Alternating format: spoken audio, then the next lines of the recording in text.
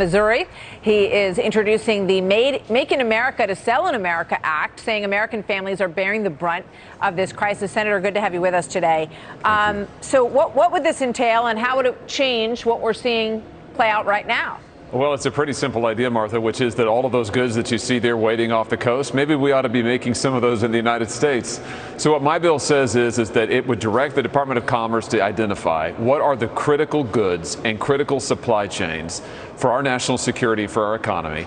And then it says that at least half of the value of those goods or supply chains have to be made in the United States. It would bring back jobs, bring back domestic manufacturing, and help our national security. So you think there would be support for this? Boy, I sure hope so. I sure hope so. I can't imagine why there wouldn't be. I mean, this is outrageous that we as Americans are more and more dependent on these foreign nations. Joe Biden is making us more dependent by the day. We should be going in the opposite direction. We're a strong country. We ought to start acting like it, and we ought to be producing this stuff in the United States. So I read today, I don't have the exact numbers in front of me, but basically we import from China 5 to 1 what we export. So that's part of the problem too, right? So we're incredibly dependent on China. At the same time, we're dealing with these ramped up hypersonic missile programs that they're doing. So they've really, sort of got us coming and going to some extent. There's a major national security component to this, Martha, which you just put your finger on. We have record trade deficits right now. We've got the Chinese, who are not just competitors to us, they are our opponents. There is no reason that we should be economically dependent on them, especially for our critical goods. We need to act right now to make sure that our critical supply chains are in the United States and that Americans can have good jobs, secure our national security, make it safer. So I want to change the subject for just a moment here and ask you about what Democrats say is Republicans blocking the voting rights bill. The vice president was talking about it today. The president was talking about it today at the MLK statue 10th anniversary.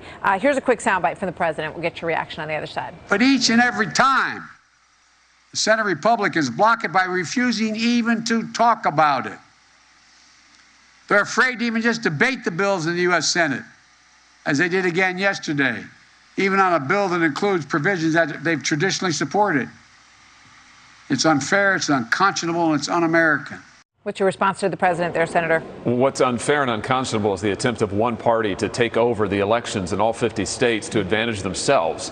And that's exactly what the Democrats are trying to do and what Joe Biden wants to do. I, for one, am not going to see the laws of my home state of Missouri overturned by Democrats in Washington seizing power and telling Missourians what voter ID laws we can or cannot have, what election integrity measures we can or cannot have. That's what they're trying to do here, and I'm proud to help stop it. Yeah, I mean, this is clearly a constitutional issue of states' rights to run elections.